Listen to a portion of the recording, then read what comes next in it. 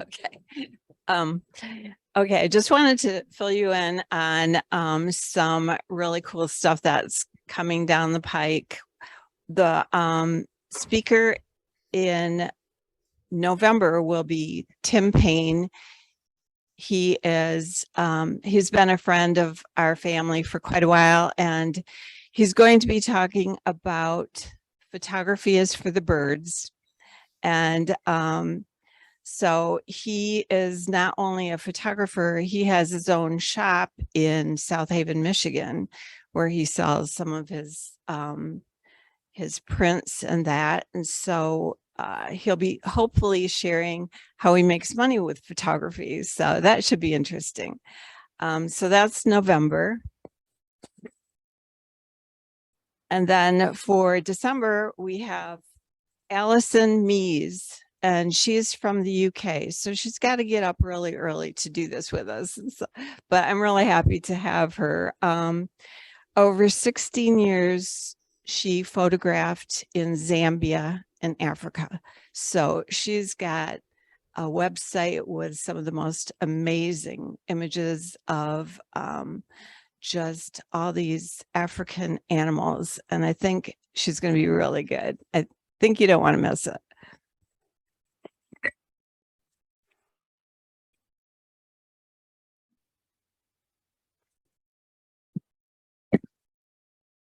And then in January, we're going to have 52 frames, and we'll be checking out that challenge where every week they give you a image to capture a thought, and then you put it on their site. So I don't know, Russ knows all about it, and he's going to be sharing that too. But for tonight, we have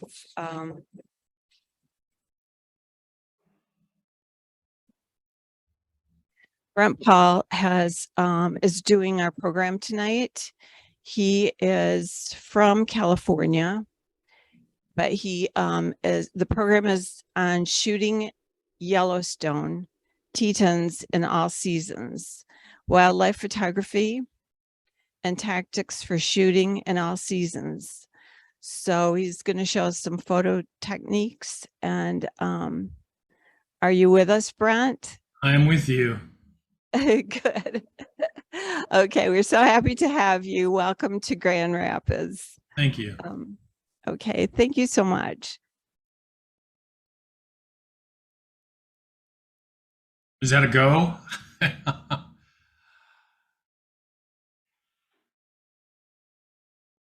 Okay, well, dead air is bad time, so we'll just start talking.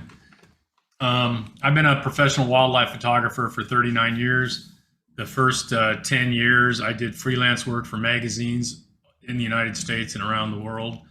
Then I did 10 or 12 years of portrait photography because I was tired of being a poor bear photographer, decided to be a wealthier wedding photographer. And then the last 18, 19 years, I've just basically led photo safaris around the American West. My business name is American West Photography. And all right, well, I'm going to go ahead and share my screen here so we can get started. Let me...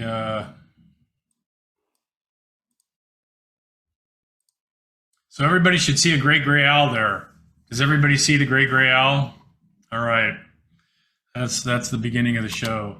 So my website is amwestphoto.com. My business name has always been American West Photography since 1985 when I got the name when I was in Utah. I lived in Utah for 28 years, and so I've spent several thousand days shooting in Yellowstone and leading safaris in Yellowstone. Almost 2,000 days, not quite, but we're getting there. All right, this is what the front of my website looks like right now. If anybody enjoys the show or thinks about doing a photo safari with me, you can sign up for my newsletter, which are both circled at the bottom. They both go to the same spot and let you sign up for my newsletter. I send a newsletter out every 2 weeks. You can always unsubscribe from it. But you'll also notice down here at the bottom, photo safaris and field trips. I shoot about 130 days a year, 140 days a year. My wife and I have come to an understanding that that's the maximum number of days I can be gone. So that's how many days I do. I lead safaris all over the American West, Glacier Park, Tetons, Yellowstone, down through Utah, Colorado, New Mexico, down to Southwest Texas, and then back out here to California. And so this is my area of expertise. I've had about 18 national magazine covers. I've had about 1,500 magazine credits and several tens of thousands of stock sales and other such assorted stuff. All of that, though, is kind of meaningless. It's what I do today that matters to me, and that's leading the photo safaris. Credits are nice, but you know, that's just something to build your ego a little bit and get you out shooting in the field more often. So this show I'm going to do is about Yellowstone and the Grand Tetons in all seasons. And while I primarily shoot the parks, I shoot a lot of areas outside the parks throughout the American West. We do black foxes out on San Juan Island in Washington. I do bobcats here in California. I do birds in the desert Southwest. And then I shoot all the parks, Glacier, Yellowstone, all of them. I'm a licensed guide in Yellowstone, and it's a great, if you've only spent 1 or 2 trips there, you need to go more often because it's an amazing place to go shoot. I like to start off with this picture because this is my most stolen picture. I have a son, I have 4 sons, but one of them is very adept at social media. And about every 10 days, he sends me a link to someone who's stolen this picture. And the last time I saw one, it had 1 million hits on it. I couldn't believe it. They chopped off my name, my copyright and everything, and a lot of fun. The thing about Yellowstone is you work from encounter to encounter. And you're looking for things that build on the things that you've been seeing while you're in the park. And so the 2 things that I look for as a guide are behavioral images and wildlife interactions. And the magic is when those 2 things cross in the same encounter. We had this black wolf has a mate, a pregnant gray wolf. We're going to see a picture of her in a minute. And he had killed an elk. He had wounded it. It died during the night. But the carcass was taken over by a pack of 8 coyotes. And 8 coyotes is a little too much for one single wolf to fight off. And the pregnant female wasn't going to get in the fight. And so the coyotes ended up winning that carcass. Now the wolf is about 80 yards away from me, 80, 85 yards. The coyotes are actually much closer. They're about 50 yards away. So there's probably 30 yards separating the coyotes from the wolf. So the coyotes should look much bigger. They don't, because the wolf is so big. And it's an amazing, little bit of a distortion with a telephoto lens. But the wolves are much, much larger than the coyotes. Coyotes run 25 to 30 pounds at the very top end. Wolves run anywhere from 100 to 150 pounds. So they're quite a bit bigger. And when the wolf is giving you the death stare like that, you're not going to get very close. So he's staying out of what he considers to be a safe range from the wolf. Here's the antlerless bull elk that was wounded in the afternoon of the day I found this. This was in Upper Soda Butte Valley. And if you look carefully, you can see a water line running right across the back here. The way wild animals get away from wolves is they get in the rivers. And so you find a lot of carcasses, especially in the winter, close to the rivers. And there's the pregnant female wolf. And if you look closely here, you can see that her belly is dragging on the ground down here. So she was very pregnant. This picture was taken in mid-March, maybe a little bit towards the 20th or 25th. And she wasn't going to mix it up with those coyotes. As a matter of fact, she was very lethargic as she walked. Cool stuff to run across. There's wolves all over the park. At any one time, there's about 100 wolves. This is a wolf I shot this year, and you can see he's got blood all around his neck. As a wildlife photographer, my goal is to both shoot Disney moments when the animals love each other, but Kodak moments when the animals are killing each other, because that's the reality of nature, is there's a give and take to that. I shoot both the good and the bad, even though the bad is always awful to see and difficult to watch. Here's another wounded elk that wolf I just showed. You can see on the back of his legs, they've attacked his hamstrings to slow the elk down. Here's the black elk, the black wolf that was accompanying that gray wolf.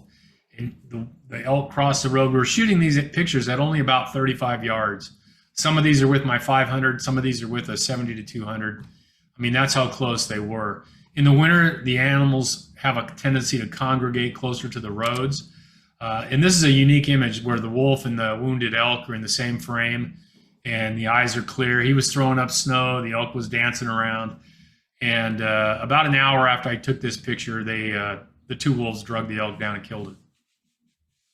But if we're going to have baby wolves, we've got to lose a few elk.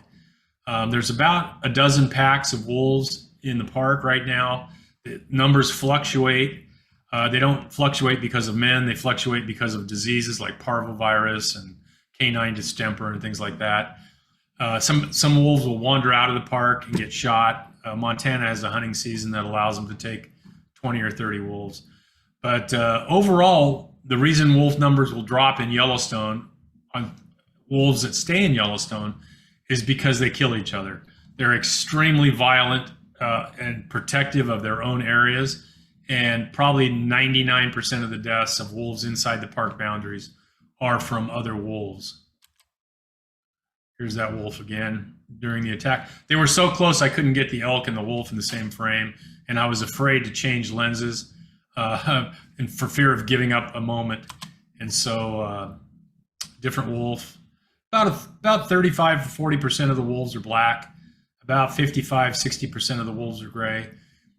They've done studies, and Smith is the main guy that does wolf research in Yellowstone. And one of the interesting things about the wolves is that the gray wolves have a tendency to be the alpha males and females, not always, but have a tendency to be. And they are more virulent and aggressive in defending their pack boundaries. Black wolves seem to be a little bit less aggressive. They seem to survive a little bit longer. And I thought that was kind of a unique thing. Now, this is an image I shot this year on the June safari. I do 4 photo safaris to Yellowstone Tetons. I do 2 in the winter, 1 in February, 1 in March. I do 1 in May that runs through the beginning of June. And then I do 1 for the fall rut at the end of September. So I'm up there quite a bit. One of the things I love about the park is the weather. And in the wintertime especially, we shoot in weather. We go out and shoot in weather. Weather has never stopped me in 39 years of wildlife photography.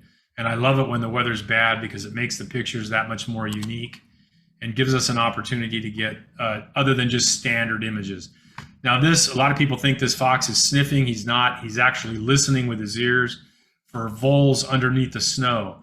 And when you see a flat field of snow like this in the West, where there's sagebrush, you know that there's at least 30 to 36 inches of snow on the ground. That's how much it takes to cover the tips of sagebrush. So when foxes hear the voles underground, and of course they hear them, they don't smell them, they hear them. They triangulate with their ears, just kind of like Doppler radar, and they can tell how deep in the snow the voles are feeding on the sagebrush. And they will go as high as they feel like they need to go to penetrate to that level of the vole. This fox jumped about 6.5 feet in the air. He went down about 20 inches, 22 inches, and there he is with his vole. He came right back up out of that hole with the vole. And so they're very successful hunters. They're very, very good hunters. And photographing that kind of behavior is what a park like Yellowstone is all about. It's all about going through the encounters and working the encounters and moving on to the next encounter. This is Jackson Lake down in the Tetons. There's a lot of foxes in Teton National Park, probably more than there are in Yellowstone. They don't have quite the wolf population. They don't have quite the grizzly bear population that Yellowstone does. So more foxes tend to survive into adulthood. Here's one sleeping in the rocks in the wintertime. Any day that's above about 25 degrees is a terrible photography day in Yellowstone. On the winter safaris, we want it brutal. And the colder it is, going below 0, the coldest I've ever shot was 23 below. The more the animals are out hunting, the more the animals are out trying to survive in the cold. The warmer the day gets, more animals fall asleep, more prey animals are lethargic, and the quality of the photography goes way down. So we want cold, cold weather. I shot this picture at about 18 feet with the 500, and I was actually in my vehicle. He was too close for us to get out, and so we all shot from the vehicles. I take up to 6 to 7 people on these photo safaris. I take 3 in my F-150 4-door, 4-wheel drive Super Crew Cab, and then I'll usually let 1 vehicle or 2 vehicles follow me. I have a base station radio, and I have handheld radios for the other vehicles, so we can all communicate about where to park and when people need to use the restrooms and stuff. Great shots, just fun stuff. But that's a boring shot compared to more behavioral shots. Another animal that a lot of clients love to try and photograph are weasels, and I'm sure you've got them there in Wisconsin. They hang out in areas where, right on the edges of urban society, the urban and the country, rural areas. Yellowstone, not the same. They're very hard to spot because a lot of times all you see on a bright sunny day is a black tipped tail crossing the snow or running across a road or something. You almost never see their body until you have a chance to get up on them a little bit and get closer. They're very active. They never stop running around, but they never leave it. You know, once they start hunting in an area, it's usually only about 50 feet square. And even though they're under the snow, and these animals can run through the powder, they don't dig going through the powder. They literally propel themselves through like a torpedo when they run through the powder underground where you can't see them. You know, they'll pop up, and then 40 feet to the left, they'll pop up 3 seconds later, and then they'll just do that, and you just try and work them as long as they allow you to work them. Animals like this, you never give up on, you know, until the animal has blown us off for at least 15 minutes. I mean, some encounters are pretty clearly not going to be good encounters, and we'll move on from those kinds of encounters.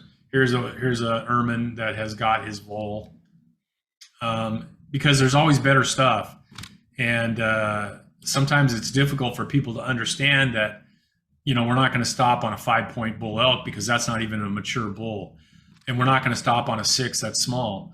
We're going to stop on big 6s or bigger because those are mature animals. This is a pine marten. We run across those every now and then in Yellowstone. I know you've got them there in Wisconsin and then the UP of Michigan. Very cool animal to photograph. If anybody has any questions, I invite them to interrupt me as I'm talking so that I can answer the questions as they arise, as people think about them. I don't check the chat, so feel free to unmute yourself and ask me the question if something comes up. I'm a firm believer not only in shooting in weather, but also in shooting in whatever your camera's highest motor drive frame rate is. I know a lot of people get discouraged by having to spend an extra 5 minutes deleting pictures when they overshoot a little bit, but it's so much better to overshoot than it is to undershoot. There's things there, we're going to see a few pictures in the show that are you're not capable of touching the trigger quick enough to catch them unless you're shooting a 10, 15, 20 shot sequence. And then it occurs during the sequence of images. And you don't see it until you go back through the images. Since the fires in '88 drove a lot of the elk down, or a lot of the moose down into the Tetons, in about the last 10 years, since about 2010, the elk have been returning to Yellowstone, drifting back up, and the populations of moose in Yellowstone are on the rise. Most of these pictures are all in Yellowstone. When we get to the fall pictures, a lot of those are going to be in the Tetons. We do run across mountain lions occasionally. Mountain lions almost never make themselves present in daylight. This cat is an extremely old female mountain lion. She's about 40 yards off the road on a very brilliantly clear, very, very cold day in the wintertime. This was 3 years ago, and she was starving to death. She got to the point where she could no longer move. A ranger showed up eventually, fired a few shotgun explosive rounds, which fire off like a firecracker, which they use to drive grizzly bears out of areas where people are. The cat didn't move. All it could do is turn its head and look around a little bit. So the ranger backed us all off 100 yards. And to put it nicely, he euthanized the mountain lion, which simply means he shot it with an assault rifle that a lot of them carry in their vehicles. Sad way for the cat to end, but it was a very quick death, died instantly. if a pack of coyotes or a pack of wolves had come across this mountain lion that was unable to move, it would have been a brutal bloodletting of a fight. Great for pictures, terrible for the mountain lion. And so I was kind of glad that she died in a quick way. They did a necropsy on the cat, and I actually talked to a ranger the next day that said that she was within probably 20 minutes of dying there in the snow, just of old age. She just worn herself out. This is a different mountain lion. This is down in Grand Teton National Park. He had killed a mule deer buck. We're only about 70, well, maybe a little longer than that, maybe about 100 feet away. And the carcass was down below, about halfway to the road. And this is what a picture looks like in absolute darkness at 52,000 ISO with a Nikon camera, an older Nikon camera, a D4S. A newer camera would have done a little bit better job with the grain. But I shot that picture in absolute black. The only light was just light reflected from the snow. I could see a shadow moving down the mountain. And most of the 2,000 shots I took were out of focus because the camera wouldn't focus. It was well below the camera's ability to focus. And so looking through the viewfinder, I just tried to judge the focus. At the end, a little bit later, about 9 o'clock, and of course it gets dark at 5 in the wintertime, the cat came down again because it would go back and forth about every hour to the carcass. Then I started trying to focus using the LCD screen on the back of the camera in live view. And I found that that was a little bit, about 20% easier to focus manually using live view than it was using it just looking through the viewfinder. This is from this year. This is a bobcat in Yellowstone that we ran across this year. This was in Little America, between the bridges. The Yellowstone River Bridge near I want to say Tower, but it's Roosevelt. And then the next bridge going east, 5 miles away, is the Lamar River Bridge, the new bridge. That area in between those bridges is called Little America. And we ran across this bobcat there. It was hunting. It was a young cat. I've probably photographed 1,500 bobcats here in California. And so I'm pretty astute as to the age of a bobcat. And this is a yearling, probably about 10 months old, maybe 9 months old, 9 to 10 months old.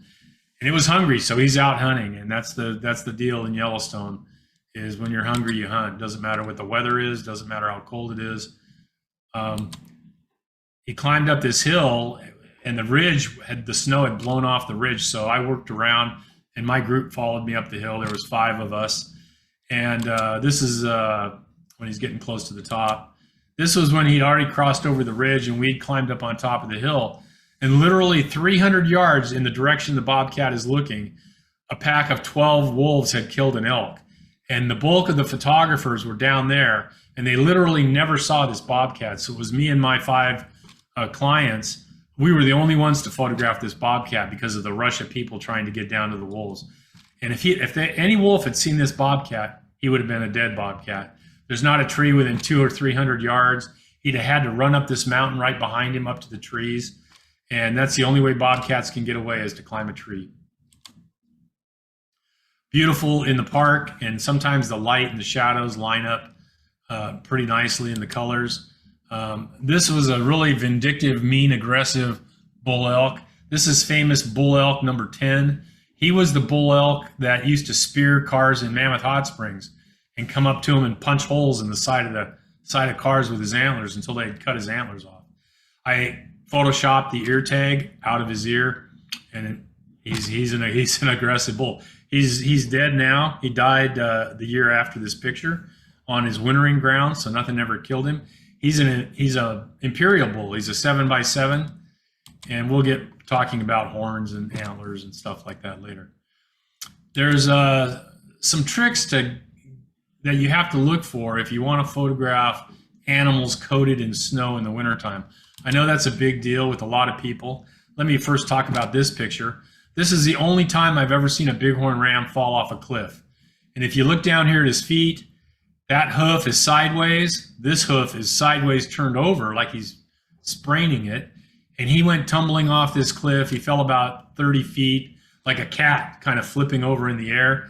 But like a cat, he landed on all fours, really only about 20 yards from me, 25 yards from me. And this is the picture of him when he stopped, when he landed. Just stood there.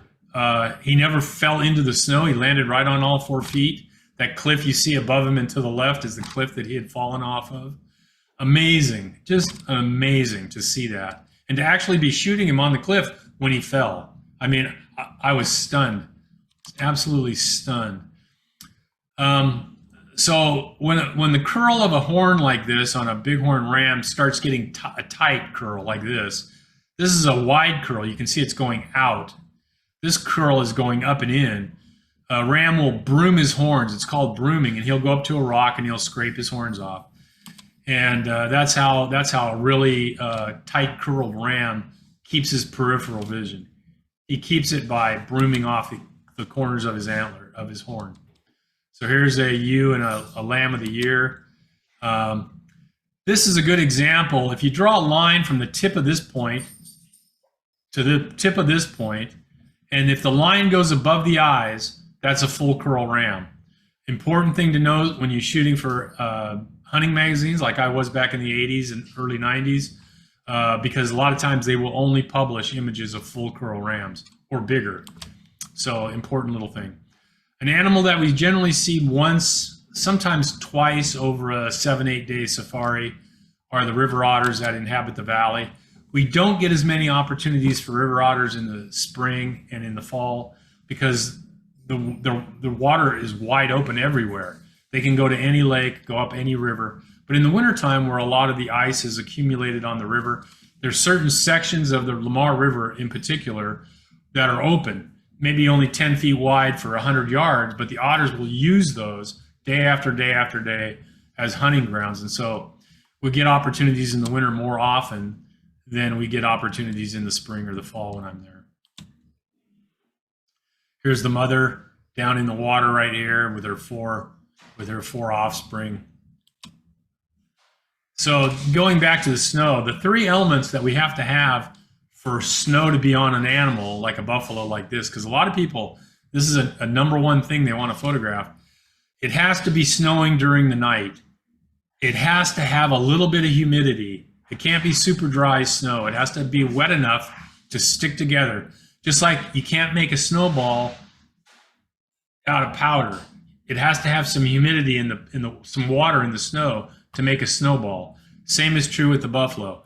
And you have to get him in the first 10 minutes of when he stands up. So we're always out before dark, always out looking before sunrise in the mornings.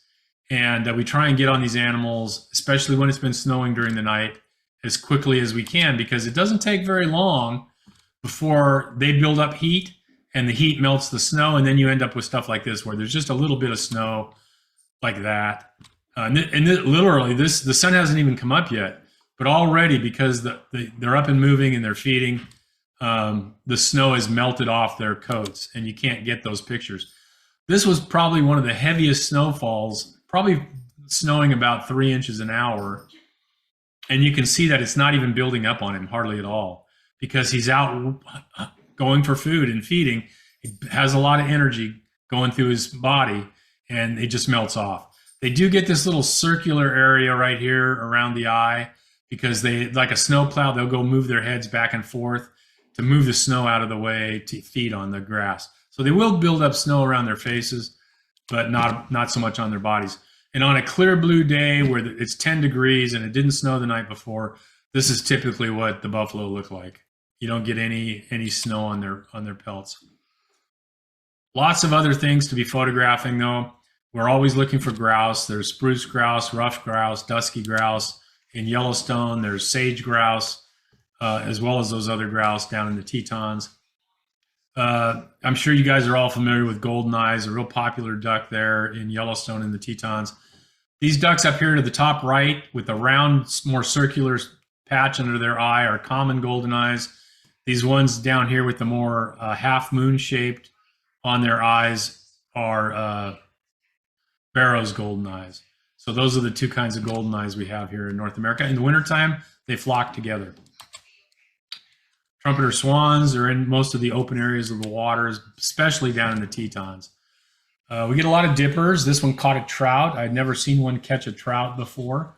and it took him a couple of minutes to actually kill the trout because it was wiggling and moving, but he ended up eating it just like he would a big stonefly nymph or something. A lot of eagles in the parks. One of my better golden eagle shots in the parks right there. There he is flaring away from me. But you get opportunities, maybe not every day, but every other day during the wintertime. I do not do snowmobile safaris. Snowmobiles are just too restricting. If any of you have ever been on snowmobiles, on snow cats or anything like that, the vans, they're only allowed to stop at plowed pullouts, whereas a vehicle up in Lamar Valley on that 55 miles of road can stop anywhere until a ranger comes along and tells you to move. You can't get out of the vehicle, the snow cat, anywhere. The windows do not go down in a snow cat. So you actually have to exit the vehicle to be able to take pictures. It's very restrictive, and I do not do that. It's just too, photography-wise, it's just too restrictive for me. And so we work the northern 55 miles of road from Gardner into Mammoth, around and up through Lamar Valley, all the way up to Silvergate. The road out of Gardner has been repaired. It no longer goes through the Gardner River Valley there. It now cuts up on the old wagon route into Mammoth Hot Springs, and it's all paved, and they just finished putting in the guardrails. The road from Lamar Valley out to Cook City will be paved no later than November 1st, and so all the roads will be open for winter safaris. Luckily, my safari this year ended on the 6th of June. The floods came on the 13th of June, and so we had already left the park prior to the big flooding event that they had there in the park. Great mousing coyote here. We had mousing red foxes before. All the dogs in the park, all the cats in the park, they all mouse. There are a few lynx in the park. I've never photographed one. I have photographed the bobcats and the mountain lion. I've shot lynx in Colorado. I've seen lynx in Glacier, but there's been more and more snowshoe hares in the park. And so I imagine one of these days, lynx, the numbers of lynx are going to increase to the point where we get opportunities to photograph lynx as well.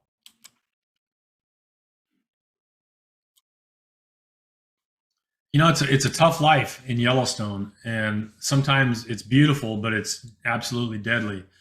There's a coyote about 15 feet to the left of this mule deer doe.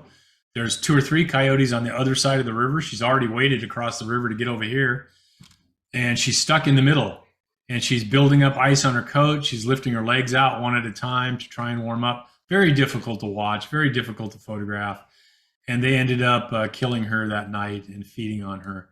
But that's how it goes. And you got, as a wildlife photographer, you really need to photograph both sides of the scale, because that's the story of these animals in their habitat.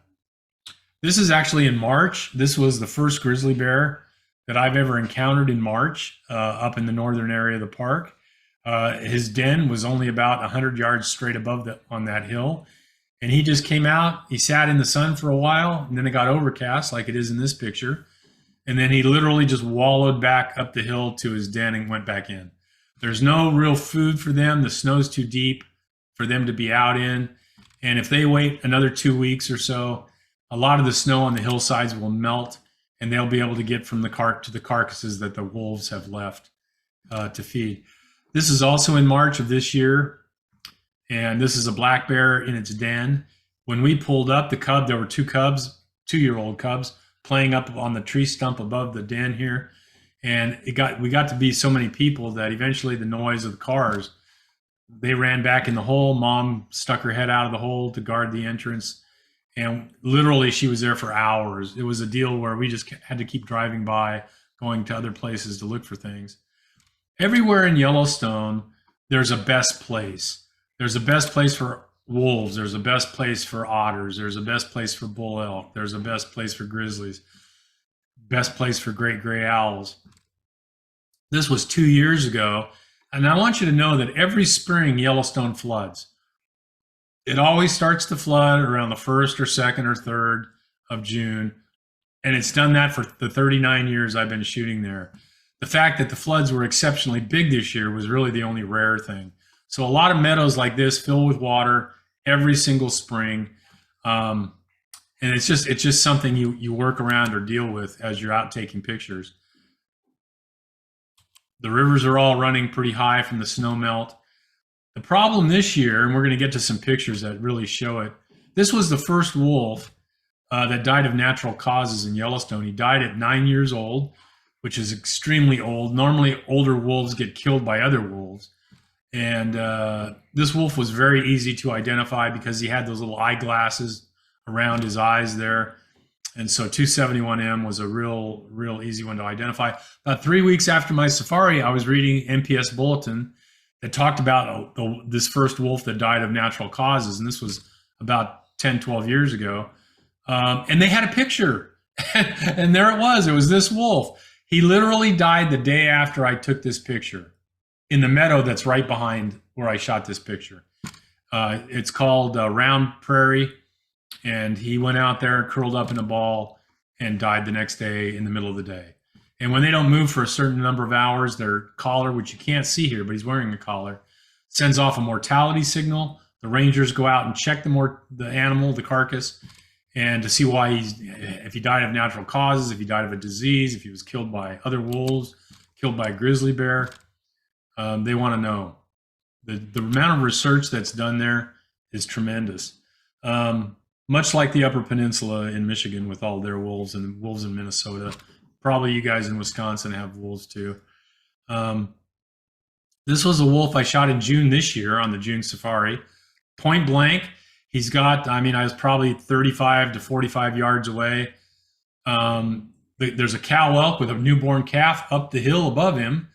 And he'd wandered up the hill. She chased him away. He wandered up the hill. She chased him away. Finally, he just stayed down in this snow. And, a single wolf that weighs 120 pounds is no match for a 500-pound cow elk. And if he had 2 or 3 of his friends, pack mates, they would have taken that calf. But that mother was very protective, and with only one wolf, there was no way for him to get at that calf. This was in Hayden Valley, not far off the Yellowstone River. Coyotes on a winter-killed bison. Coyote den. We shoot a lot of dens in the spring. Not just coyote dens, but fox dens, badger dens, lots of young animals. Probably the number one draw for my spring safaris. I begin around the 20th of May and run through about the 6th of June. You can do 6 days or you can do all 16 days on those safaris. Are the baby animals. It's really a baby animal shoot. And we literally get baby animals of every species that's there. Grizzlies, not so much the wolves because they're in dens that are farther from the road. We usually get the opportunities for them in the fall. Here's a mouse and coyote with his mouse. This was an interesting shot. This beautiful coyote, and it's a female. It's a lactating female, as you can tell right here. She was coming right at us. Beautiful light. We all pulled over. And we're photographing this coyote coming towards us with the light at our back. When suddenly, literally out of nowhere, because we had our eyes up to the viewfinders, and you kind of become telescoping a little bit, you don't see what's coming.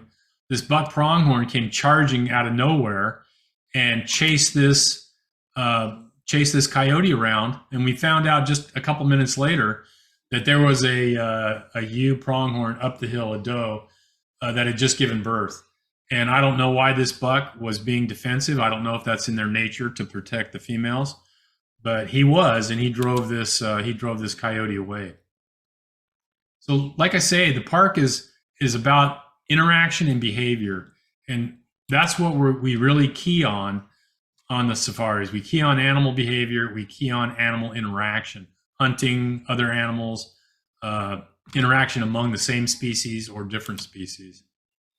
Summer months, though, are pretty easy for some of these animals. This is a red fox. I'm literally at point blank range, 25 yards, park minimum.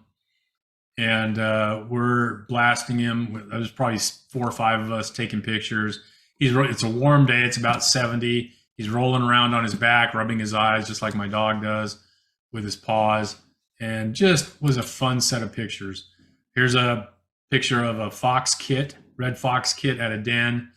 And again, we run into dens of all the species that are up there, except the wolves. I've never run into a wolf den, but I have run into pups transitioning from one part of the park to another. So here's the baby red foxes playing. This was down in the Tetons. And of course, hunting. And this is how they stalk. They don't always jump. A lot of times they stalk. And so this is one stalking through the grass. This is another one stalking through the grass. You can just barely make him out. The grass is only about 10 or 11 inches tall. This was the very first black red fox that I photographed in the Yellowstone ecosystem. This was down in the Tetons. He's about 90% black. Nowadays, I do safaris out to San Juan Island off the Washington coast, where about half the red foxes on the island are completely black, black. And that's a very cool safari if anybody's interested. That's the first couple of days in May. We take a ferry out to the island, drive on, drive off ferry, and they have a lot of black foxes as well as a lot of red foxes. But I was excited to get this picture, my first black fox. This is about 8 years ago. This fox is about a third black. He's a little less black than the previous fox. And they mouse, even like this, with the dirt. And he drove his face right into the dirt, and he also got his mouse. This red fox is digging a Uinta ground squirrel out of his hole, out of his den, underneath this sagebrush. And he dug for about 35 minutes, took breaks, just sat there, looked at us. There was about 7 or 8 of us again. We had a ranger, wanted to see what was going on. He come and stood by us, marveled at it, just like we marveled at it. And after about 35 minutes or so, he came out with the squirrel, just like that. Ate the squirrel right in front of us. A lot of game animals in the park. Pronghorn fawns. A lot of times there's 2. They have twins. Sometimes you stumble upon them. These are very new. These are probably 1 day old or less. But the animals have come to develop a relationship with people. And when they're going to give birth, a lot of the prey animals, pronghorn, deer, elk, moose, not so much bison, they will come and give birth very close to the road in the spring, which is one of the reasons we go May 20th, because that begins the birthing cycle for a lot of these animals. And they'll drop their calves within 20 feet of the road, 30 feet of the road, because they know that grizzly bears and wolves aren't going to come that close. They're not going to venture that close to the road. And so they use people as a way of protecting their young when they're born. So we were shooting this buck, and he was walking along, and all of a sudden we never saw this fawn jumped up. Probably thought it was his mother, was the right color, just had wrong headgear. And the buck looked at him. They looked at each other. I mean, I must have shot 200 or 300 pictures. I got a great parallel shot with the baby's head between the horns of the buck pronghorn. And sometimes you stumble upon them when you're out shooting other stuff. This is, again, a pair of twins that were down in the grass. They lifted their heads only because we're standing there. But their heads were down on the grass when we came up on them. They were on a little bit of a hill. And so we were able to shoot at eye level. This is the sure sign that you found a badger to photograph. Love shooting badgers. Badgers are a lot of fun. We get a lot of badgers. Typically on the spring safari, we'll shoot a badger every day or every other day. And a lot of times they're sets. They're dens. And so we'll get cubs. We'll get our kits. We'll get mother and the kits. See, this mother's bringing this Uinta ground squirrel back to her den for her babies. Lots of shots of babies. Usually when you run across a den, the babies are going to come out every 20 minutes or so. And so you just stand there very quietly, and eventually they come out. There's a baby underneath the mother. This female had 2 kits, and one kit was killed by a coyote and carried away, literally just carried away. And so the mortality on young animals in Yellowstone is about 50%. And 50% is, that's tough. I was out on San Juan Island leading my safari this year. I think I had 7 people.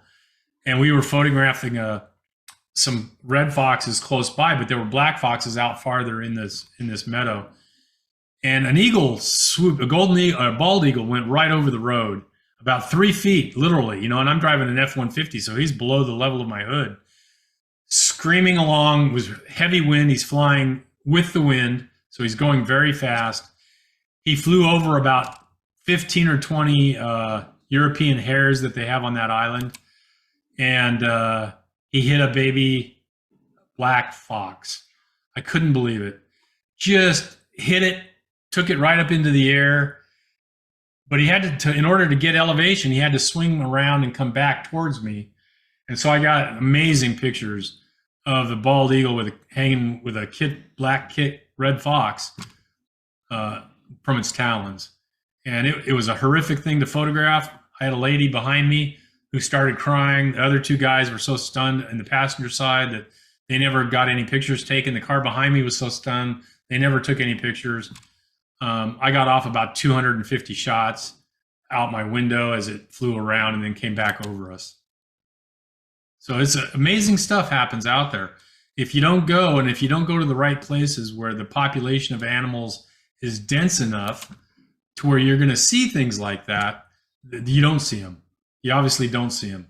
You go to an area that has, you know, one bear, one coyote, one fox, the chances of getting animal interaction images is very low. You go to a place like Yellowstone, and the chances of getting interaction pictures is very high because the density of animals is so much higher.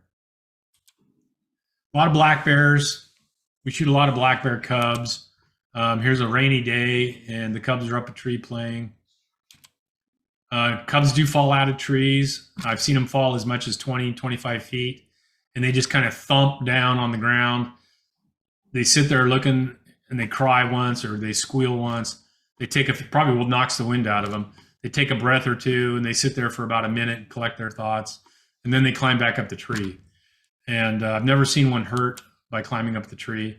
And this is why they fall out of trees. They do stuff like this, you know, and the cub on the left is trying to knock the cub out on the right out of the tree. He didn't. The cub on the right never fell, but it was close.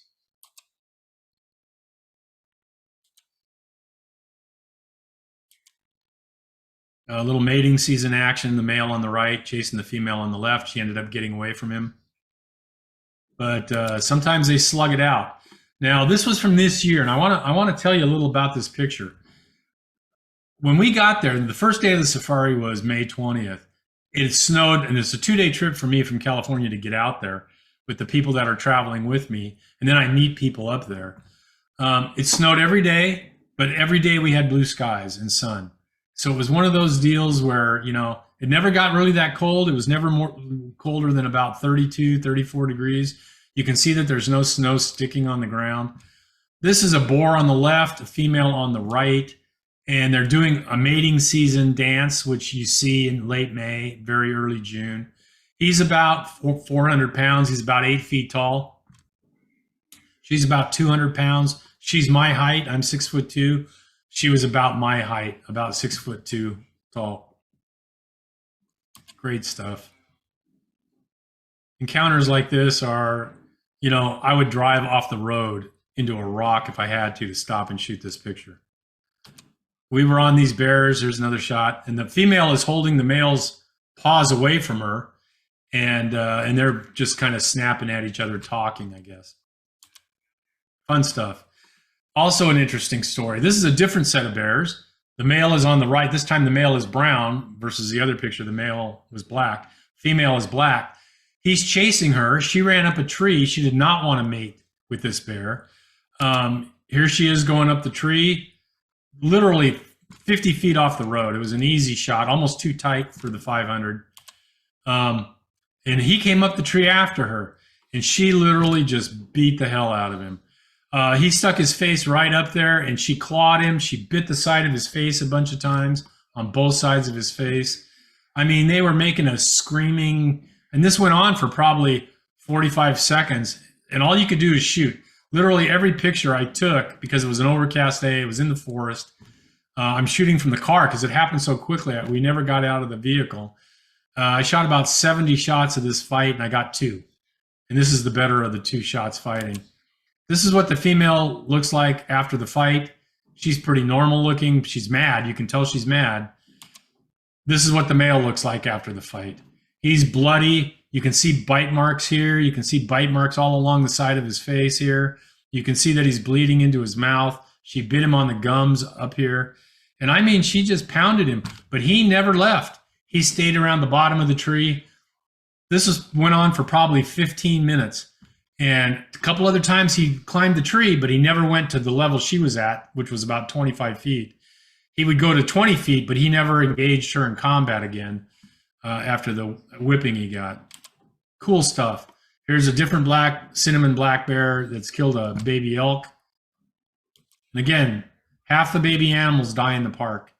White-tailed deer have been making inroads into some of the Rockies, especially Rockies that open up on the east side of the Continental Divide.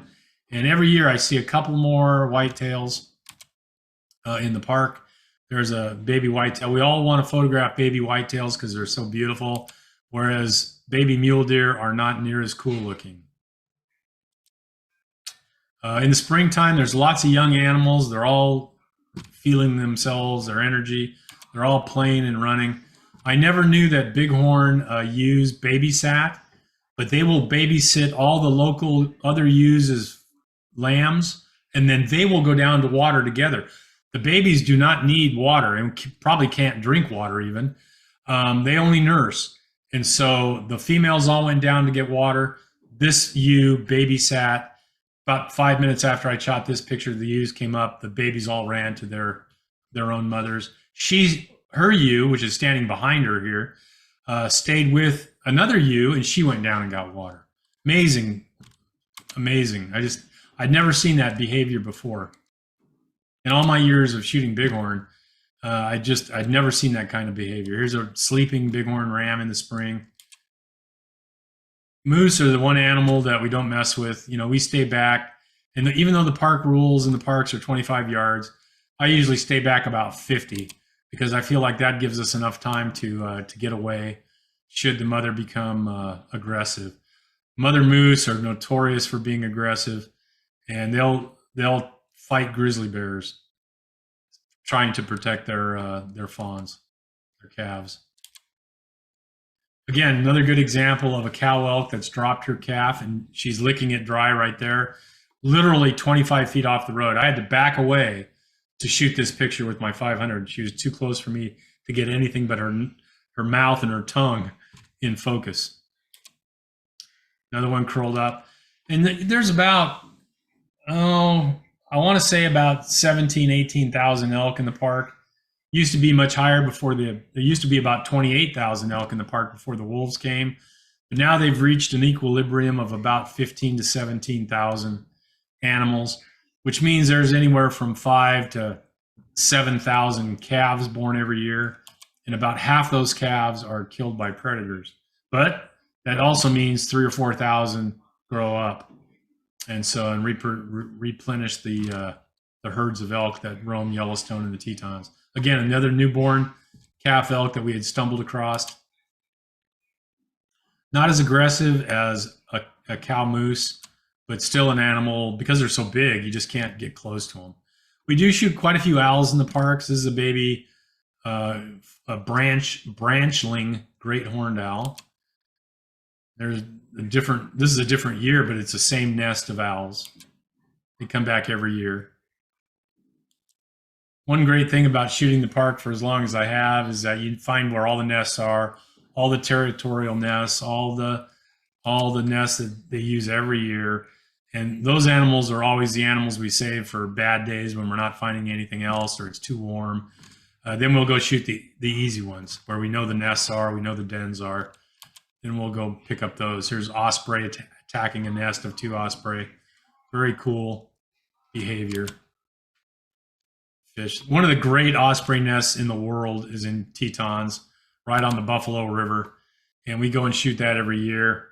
And it's a nest where the road, the secondary road that leads out, is paved, but it's a poor road, not very many vehicles on it. But it's above this nest, and you're only shooting at about 90 feet, 80, 90 feet. This is with a 500. This is uncropped with a 500. Shoot a lot of great gray owls. You probably get great grays in northern Wisconsin, I would imagine. Obviously in Minnesota, they get them. Upper Michigan, they get them. Typically on a spring safari, we'll see one owl over 5 or 6 days. In the fall, we see a lot more owls when they've fledged out, and the babies are out hunting too. Then we'll run across maybe 1 or 2 over a week, great gray owls. This was very fortunate that the owl was flying towards me and I had the sun at my back. My group, we're all standing there and none of us have really super quiet cameras. And I mean, this owl flew from a stick in the background to a stick to our left. It took him about 4 seconds. I shot a 48 picture sequence and 46 of those pictures were sharp with my Nikon D4S. I shoot a D4S body. I shoot a D850. Nikon gave me the D4S for free. I've talked to them about giving me a new Z9. They're unwilling to do that. So I haven't moved to the Z9 yet. I'm holding out for a free camera. So the great grays are on everybody's list. And so there's a couple of meadows that we can hike back 200 or 300 yards into the forest that I've done Google Maps of, where you look right down from space. You can see the little meadows. And occasionally I give out that so people can, it's near canyon. A lot of people know where they're at, but I've never actually encountered anybody when I've taken my groups out there. If we have a small group, 3 to 5, and the people are all pretty ambulatory, we'll go out there. If some folks aren't hikers or can't hike, then we'll look for the ones closer to the road. We get them hunting, especially in the fall. This is spring, but we do get them in the fall hunting. Again, this is one of the pictures that when I was talking about a high frame rate, you're not going to get a picture like this of the water cascading off the back of this American Dipper because you don't see it. You can't touch the trigger quick enough. It's got to be part of a 10, 12, 20 picture sequence that you don't actually see. You just see the water sheeting over the bird. You don't see the contours of the water sheet. And so it's, you got to shoot and just be willing to do a little extra editing. If you shoot 10 and I shoot 100, I can tell you that my best picture is going to be better than your best picture because I'd rather shoot the best, pick the best of 100 than the best of 10. And I'll give it an extra minute to edit through those 100 to get to my best. That's one thing that professional photographers do is they overshoot. They shoot on high speed frame rates. They don't play this game of, I don't want to spend 5 extra minutes editing pictures because you're throwing away those opportunities that you only get between the frames that you can't actually see and photograph in time by touching the trigger. You got to be shooting sequences. Like that great gray owl that took off. I shot 48 pictures, continuous. So pretty cool. A lot of songbirds in the parks. We don't get as many warblers as you get there in Wisconsin. I feel cheated out here in the West where we only have 12 or 13 warblers and you guys have like 40 or 45 warblers. This is mountain bluebirds. We do get those. There's a lot of cool birds, but we just don't get the big volume of warblers that you guys get. The most interesting bird I've shot in the last 2 weeks, because I go out, I'm shooting a lot, is I ran across a great gray owl in Sequoia National Park for the first time in 20 years of shooting there. I ran across my first great gray.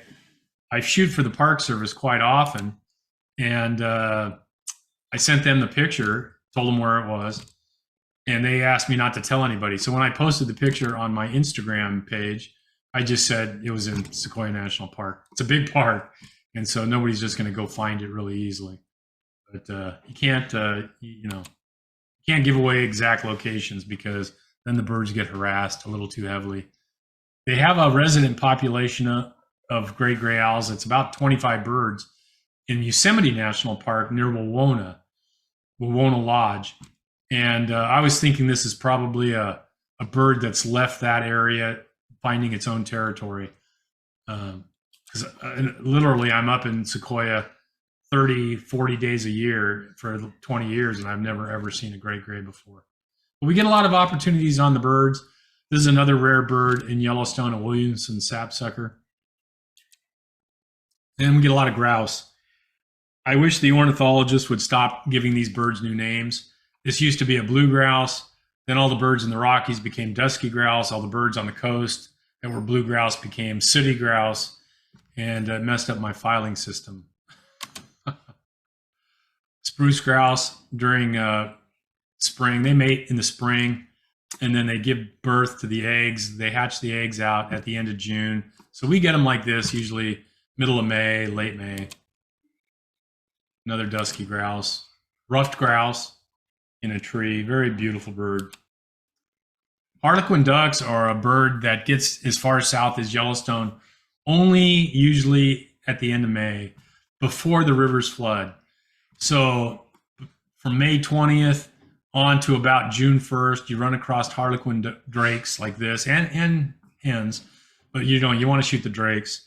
This is Lee Hardy Rapids on the Yellowstone River. This is about 4 miles north of Yellowstone Lake along the Yellowstone River. Big sign says Lee Hardy Rapids. There's a walk trail that goes down to it. There's a bathroom right there at the parking area. Walk down the stairs, look at the rocks. Because when it starts to flood, like it does every year about the 1st of June, these rocks are all covered in water. The water rises about 3 feet, no more rocks, no more Harlequin ducks to photograph. So it's strictly kind of the end of May, last 2 weeks of May kind of shoot.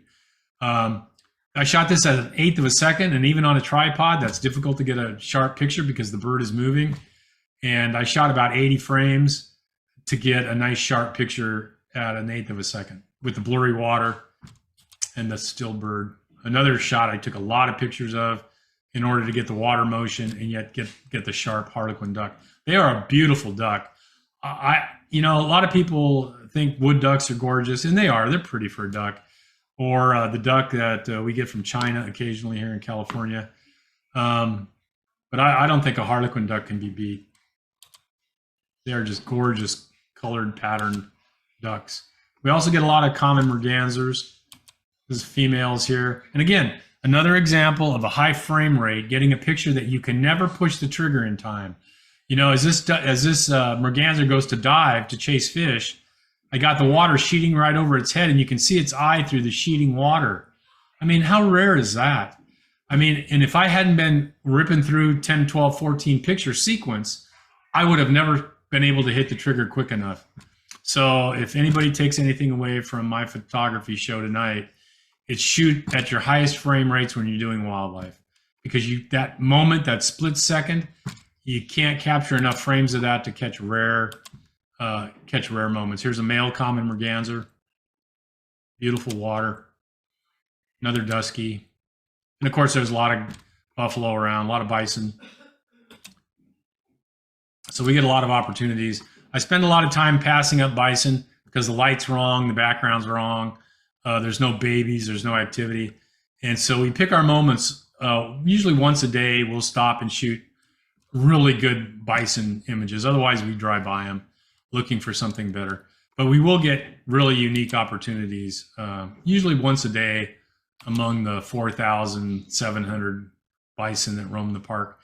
The carrying capacity, if you're into range management, is about 4,700 buffalo. At the beginning of winter, there's always about 5,200 buffalo.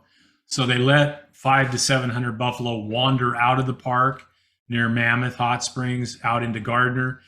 Then they let them hunt. They let hunters come right up. They call it the firing line. That buffalo crosses the firing line. The next hunter up with a number gets to shoot that buffalo. If they don't have enough buffalo hunters, and most years they don't have enough, they'll corral them up, put them on a cattle truck, and ship them to the Indian reservations. And a lot of the Indian reservations in Montana have active bison herds now. The Crow Res, the Northern Cheyenne Res, the Flathead Res, Rocky Boy, a number of them have active bison. This is a good example of the difference between cow bison and a bull bison. These cows weigh about 1,000 pounds. This buffalo weighs about 1,800 pounds. So he's not quite twice as big, but pretty darn close to twice as big a buffalo. Luckily, they're only aggressive in July and August when they're doing their breeding thing. Crossing the Yellowstone River. These are the kind of encounters, we live for as wildlife photographers. Weasels. We saw the ermine before. This is in the spring when they've changed back into their regular spring summer coats. He's feeding on baby ground squirrels. Pika. We photograph a lot of pika. There's a lot of shale slopes where we'll photograph these pika. They're the smallest member of the rabbit family. Here's beaver. Ever since the wolves came back and have pruned down the number of elk, there's more willow thickets, there's more aspen thickets, therefore there's more beaver. And back in the 80s and 90s, when I was shooting in the park, you never saw beaver. Starting about 2010 to today, you see beaver almost every spring trip, you'll see beaver. This is down in the Tetons. This is a beaver house, and the beaver is there to the left and above, a little bit above the house. Just kind of, it'd been nice if he'd been sitting on top of his den, but he's just out kicking around in the water. This is about a 35-pound beaver with about 3-inch long incisors. If you're not a grizzly bear, I don't know what would want to take on a adult beaver like that, because they have got massively big teeth. Snowshoe hare, the feet are just turning back and the body's just turning back into spring color. As the population of coyotes went down, because the wolves pruned back about 50% of the coyote population, the number of snowshoe hares has increased. And every year there's sightings, unfortunately not by me, of lynx coming into the Yellowstone National Park. And so I expect in the next 10 years that lynx will become more common in Yellowstone. Rangers see their tracks every winter, but until the population of snowshoes gets a little higher. And of course, the number one animal besides the wolf are grizzly bears. There's actually 4 cubs in this picture, and there's all 4 cubs standing up. This was the quad sow in 2010 in Yellowstone. This is not 399 and her 4 cubs that were in the Tetons up until 2 years ago when they separated, or last year when they separated. Different quad sow. She didn't have a number. We just called her the quad sow. I had 5-hour-long encounters over a week in Swan Flats, south of Mammoth Hot Springs, over the spring safari of 2010.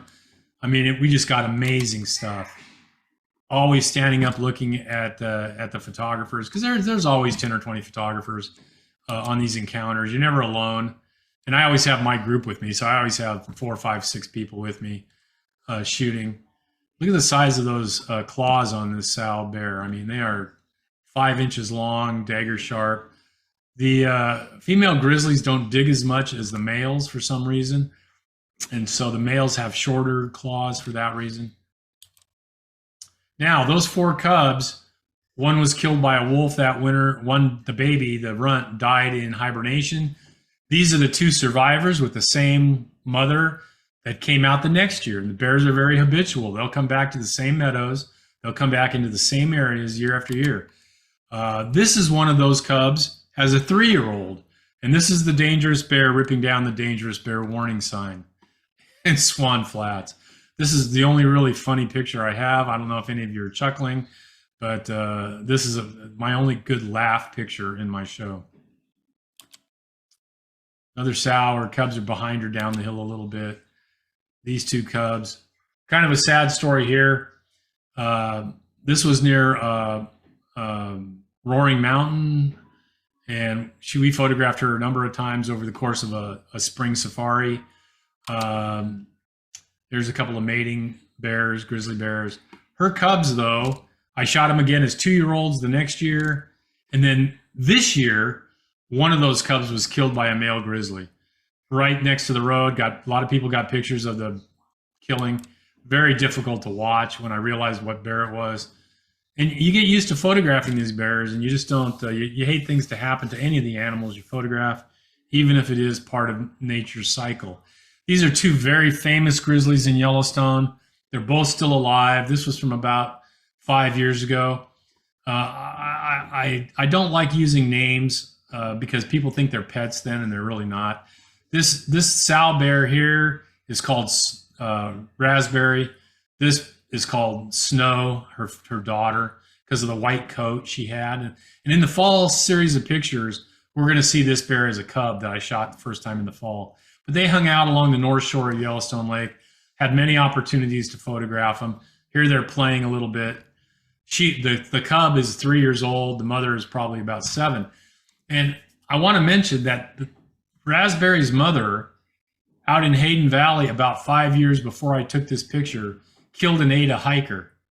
And so these bears are not tame. They might be around a lot of photographers during every day of their lives, but you're in the wrong situation at the wrong time. You're not prepared. You don't have your mace out. The bear catches you by surprise, and they will take you, just like they would an elk or anything else. Brent, Yes. I just wanted to say we're about an hour in and we need to start to wrap it up. Okay, I've got about 10 more minutes. Is that all right? Okay. Or do you want me to just quit? No, you can go. Okay, we'll go 10 more minutes. So again, this is that blonde grizzly bear that everybody called Snow. We're going to go through these a little quicker. This is the same quad sow from 2010. This is 2016. She had 2 cubs this year. You can see the other cub right there. She got a big wound on her forehead. The day before I shot this picture, I had heard that a boar grizzly had attacked her and killed the cubs. That evidently was wrong because this was the next day. The 2 cubs were all both alive.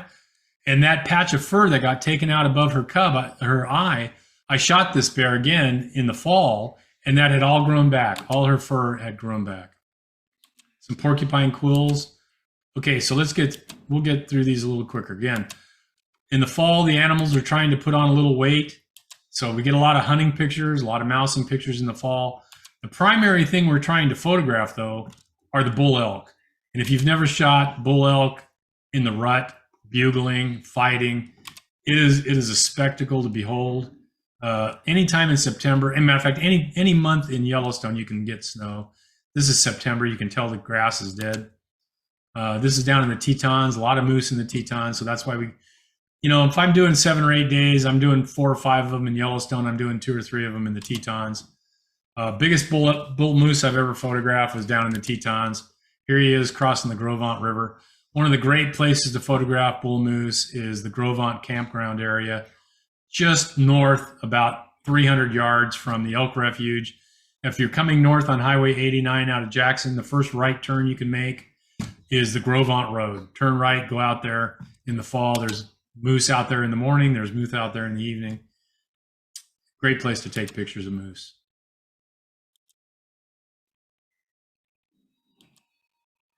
Sometimes you just get lucky running across this wolf pack had killed an elk about 75, 85 yards away. We're shooting through pine branches. And so these dark area up here that you can see are pine branch blocking part of my vision. But we got some great pictures. Here's a different wolf carrying away a leg of an elk. This is the best picture I've ever seen of a alpha female and her 5-month-old puppy that had come down to feed at this carcass. She's huge. She's about 135 pounds, 140 pounds. The puppy's probably only 40 pounds. He's about 5 months old, but I've never seen a picture outside of aerial shots done by Smith and some of the other guys that watch the wolves from helicopters and planes. Again, just some nice autumn animals. I'm going to kick through these pretty quick. Again, you're shooting in sequences. You get opportunities to get splashing water in the air like this. You're shooting when you see it, and it's already over when you touch the trigger.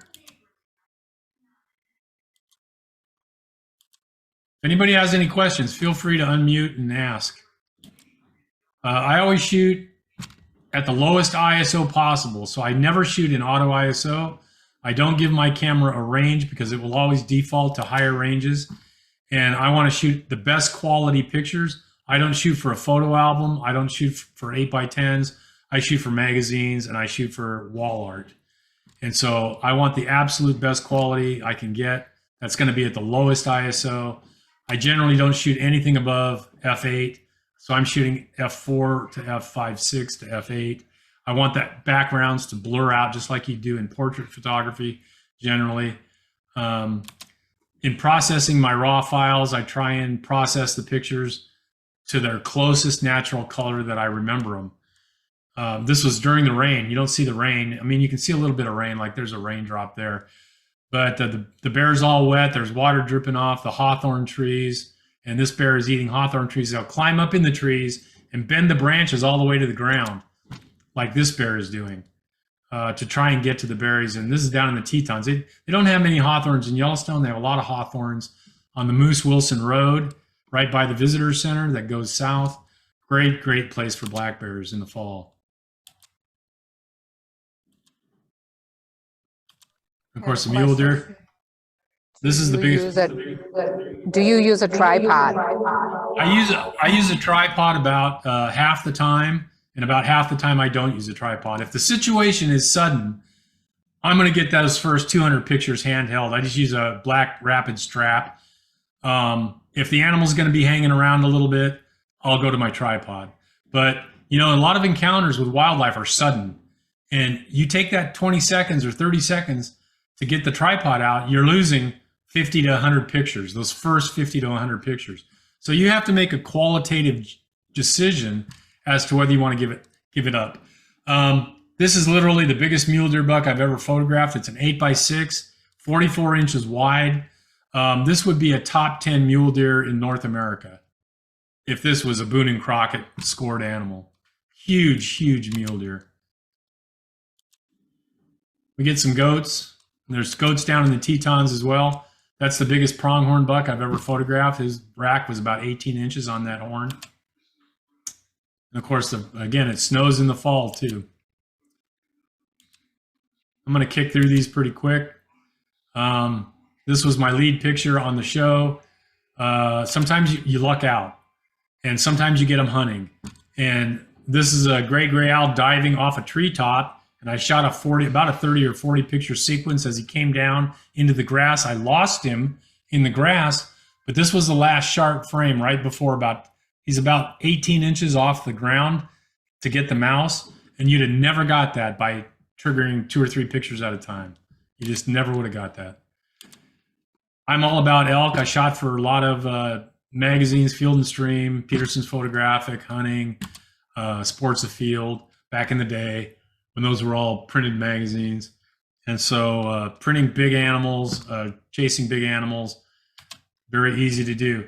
This is the royal tine on a bull. It's always the 4th tine. You only have to count the ones behind the royal tine. You don't have to count up here because this is always the 4th tine.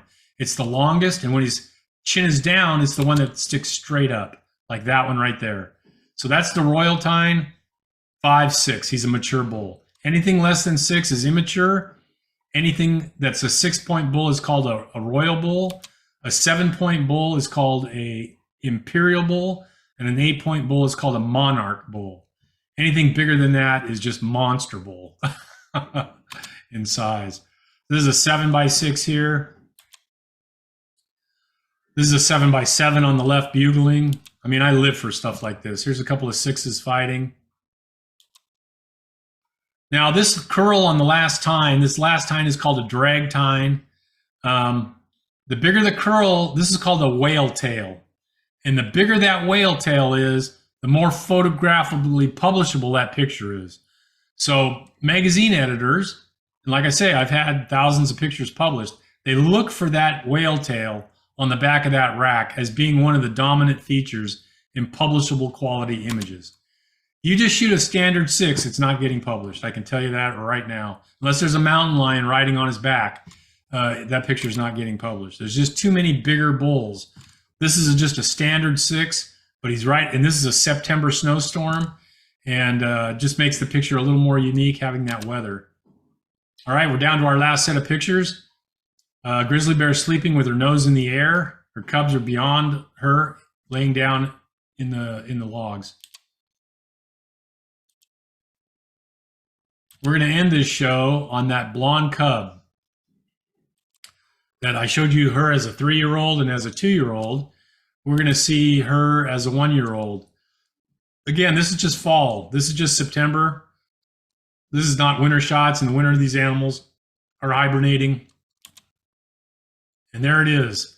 So this is the last picture of the show. This is that snow grizzly cub as a 1-year-old.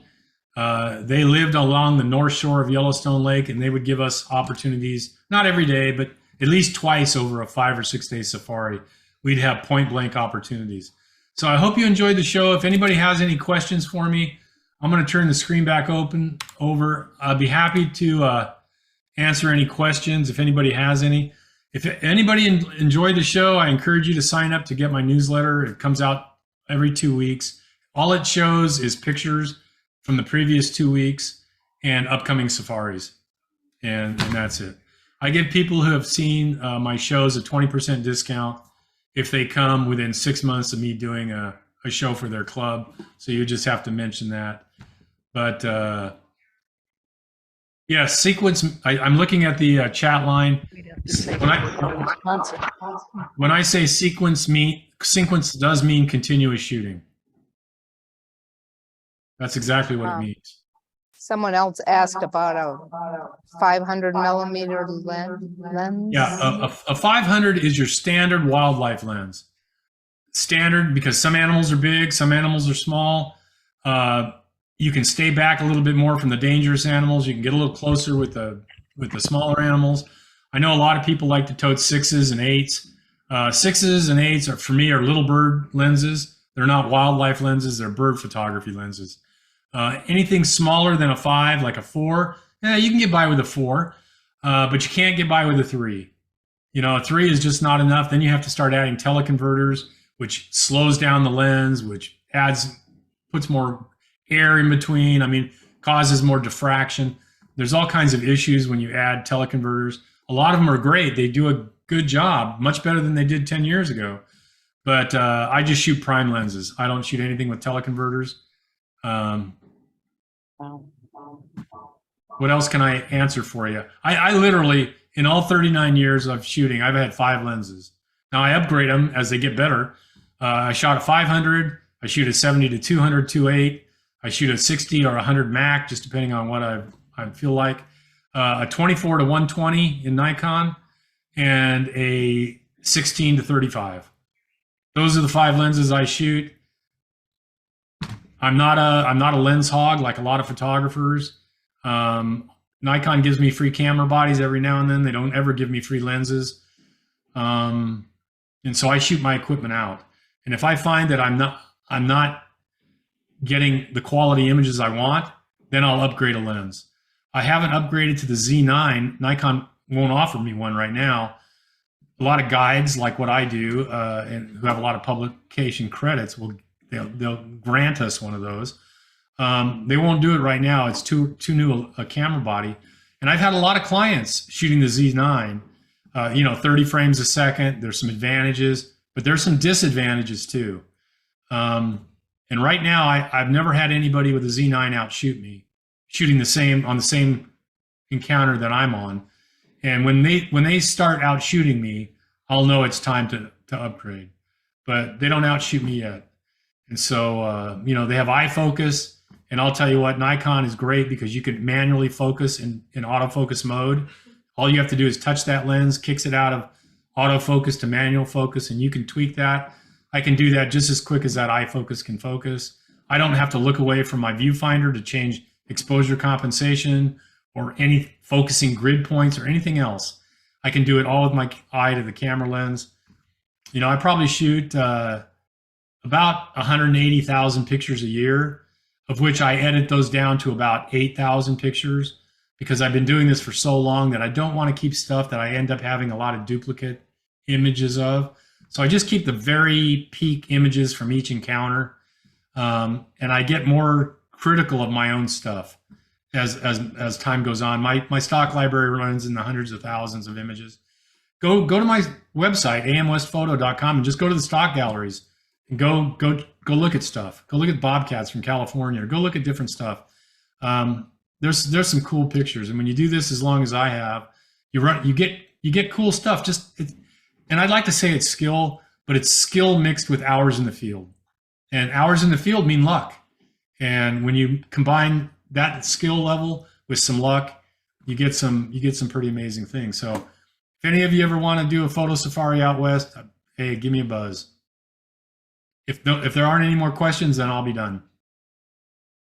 All right. You want to turn the speaker off? Okay. Any questions here in the room? There's no more questions. Thank you. You guys have a great night. Thank you very much, Brent. You bet. Okay, I'm gonna change my mic here. All right.